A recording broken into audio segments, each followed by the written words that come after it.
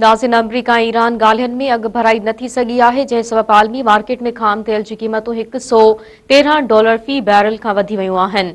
अमरीकी ख़ाम तेल WTI जे $112 ते ट्रेडिंग जारी आहे। एशियाई ऐं यूरोपी स्टॉक मार्केट में हिकु जहिड़ो रुझान रहियो, जॾहिं त पाकिस्तान में स्टॉक एक्सचेंज में 100 इंडेक्स 1144 पॉइंटनि जी घटिताई बाद 1,67,268 पॉइंटनि ते ॾिठो वियो। होॾां कोरिया ऐं हांगकांग जे शेयर्स बाज़ारुनि में मुस्बत रुझान रहियो। जापान जे स्टॉक मार्केट में घटिताई रिकॉर्ड कई वई। अहम ख़बर अव्हांखे ॾियूं पिया। अमरीका ऐं ईरान ॻाल्हियुनि में अघु भराई न थी सघी आहे, जंहिं सबबि आलमी मार्केट में ख़ाम तेल जी क़ीमतूं $113 फ़ी बैरल खां वधी वयूं आहिनि। अमरीकी ख़ाम तेल WTI जे $112 ते ट्रेडिंग जारी आहे।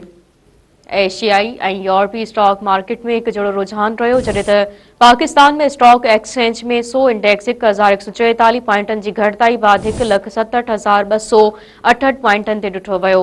होॾां कोरिया ऐं हांगकांग जे शेयर्स बाज़ारुनि में मुस्बत रुझान रहियो। जापान जे स्टॉक मार्केट में घटिताई रिकॉर्ड कई वई।